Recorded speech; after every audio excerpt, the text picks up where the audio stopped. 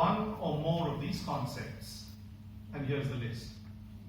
Language structures, text functions like defining, exemplifying, classifying, comparing and contrasting, themes or topics like childhood, sports and humor, composing processes like planning, writing, reviewing, redrafting and editing, substantive content like science and technology, environmental awareness and gender equality, genre and context of writing like a report, a business letter, an advertisement, and lastly, creative expression.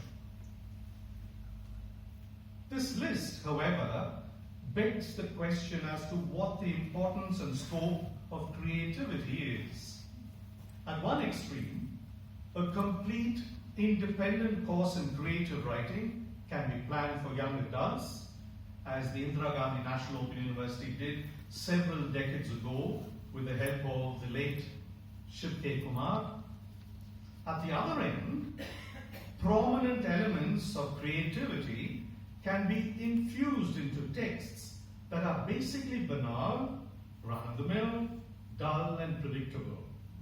So in this sense, creativity may not be a fundamental attribute in written expression, but an afterthought and add-on.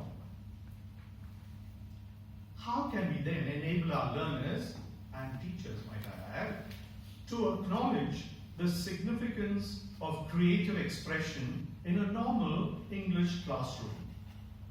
Traditionally, the three sequential stages in teaching writing are controlled writing, guided writing, and free writing.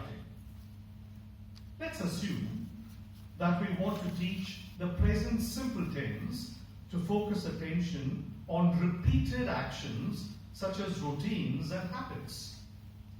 We could use this table that I'm going to show you as a stimulus to build a bridge between controlled and guided writing. Take a look at the information. Information about three men who play cricket for the City Gymkhana: Sudarshan Bhatia, Arshad Khan, and Ravi Rajaratnam.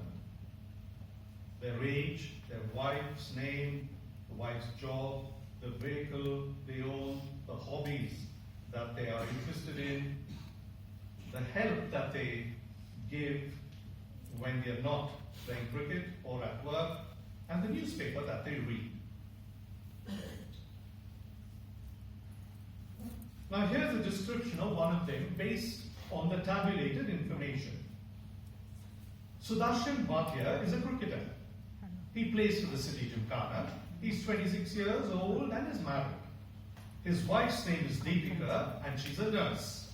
He rides a motorcycle and in his spare time he reads and listens to film music. At home, he helps with the shopping. He reads the Express.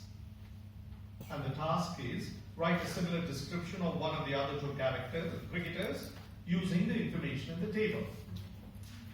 This task and this modeling phase help the learners understand how texts of this kind are constructed and what their writing objective is. And generally speaking, rather than working on the intended writing task straight away, learners study the language scaffolding and work with the teacher to build a model of the target text. This is done by examining the exemplar or analog text. The learners then produce a text each based on that model. And one of the texts might look like this.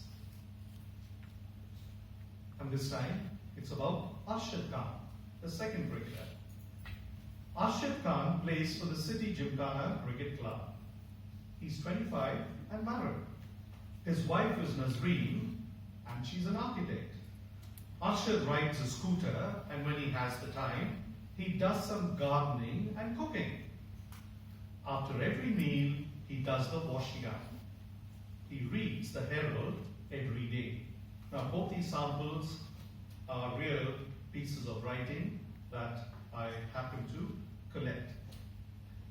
At a teacher training workshop, after I got the trainees to produce rather bland text of the kind I showed you, I said, "Thanks for the effort, ladies and gentlemen.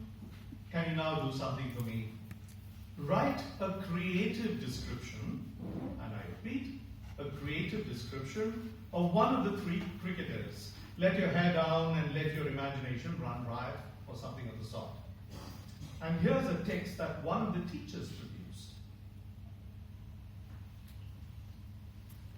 And a lady teacher. "I'm Ravi Rajaratnam. People think I'm a full-time cricketer because my name often appears in the Chronicle sports page, but I'm not. I play cricket only on Sundays. I'm actually a bus driver for the city corporation.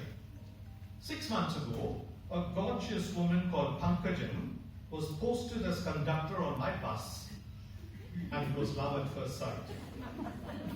After a few days of courtship, I proposed to her in our bus in full view of 40 bewildered passengers. What's more, we got married in our bus with my friends Sudarshan and Ashad playing best men. Now that I'm 28, I'm planning to do two things. One, stop playing cricket and plunge into Carnatic music and chess. Two, get rid of my moped.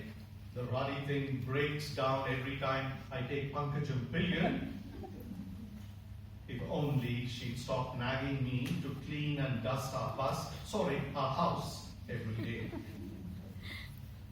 The lesson's obvious.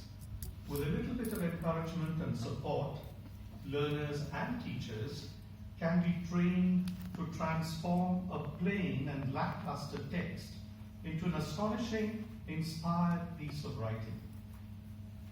Generally, the stimuli for classroom writing include print materials, like a short story, a poem, or a newspaper report, audio materials, like a song, a radio play, or a lecture, visual materials, like a photograph, a picture, or a cartoon, electronic materials, like the internet, and realia, like a household object.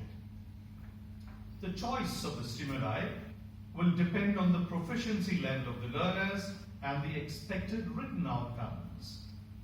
In Indian school and college textbooks, readings from different print genres are the main sources of stimulus for class activities.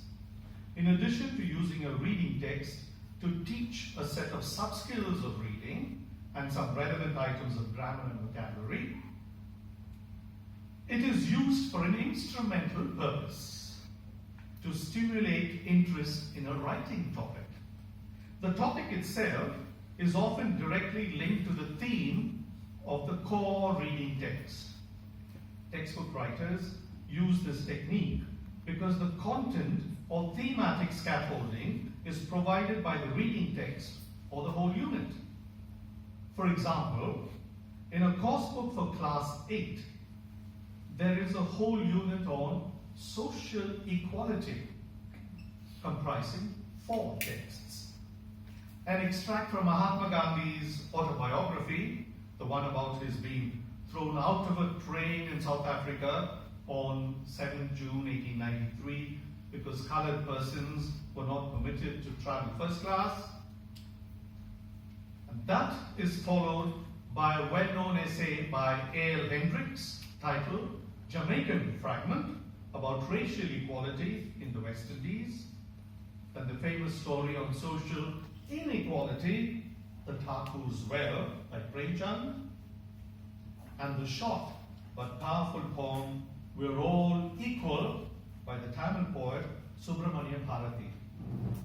The writing task in the unit is based on an important aspect of gender inequality. And here it is.